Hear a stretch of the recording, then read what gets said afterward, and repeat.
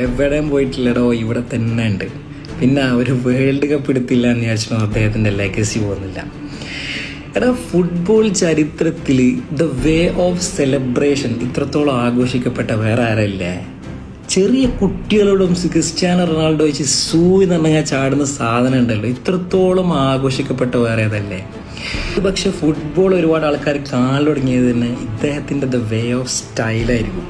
എല്ലാ ലൈഫിലും ഒരു റോൾ മോഡലാക്കാൻ പറ്റിയൊരു വ്യക്തിയാണ് അദ്ദേഹം. അത് വെറും ഫുട്ബോൾ കൊണ്ട് മാത്രമൊന്നല്ല, അദ്ദേഹത്തിൻ്റെ ജീവിതം കൊണ്ട്, ഒന്നുമില്ലായ്മയിൽ കൊണ്ട് ലോകം അറിയപ്പെടുന്ന ഒരു ഫുട്ബോൾ പ്ലെയർ എന്നതിലുപരി ആസ് എ ഹ്യൂമൻ ബീയിങ് ആയ ഒരു ആ 7-ാം നമ്പർ ജേസിക്കാരൻ 7-ാം തീയതി 7-ാം മാസം എന്നിവിടെ പടിയിറങ്ങുകയാണ്. ഒരു കാര്യം ഉറപ്പാണ്, ക്രിസ്ത്യാനോ റൊണാൾഡോ എന്ന പേര് ഫുട്ബോൾ ചരിത്രത്തിൽ തങ്കലിപികളാൽ എഴുതപ്പെടും. അതുകൊണ്ട് തന്നെ അന്നും ഇന്നും എന്നും പറയും, നമ്മൾ അണ്ണൻ എന്ന് വിളിക്കപ്പെടുന്ന ക്രിസ്ത്യാനോ റൊണാൾഡോയുടെ ഫാനാണ്. So take care, by.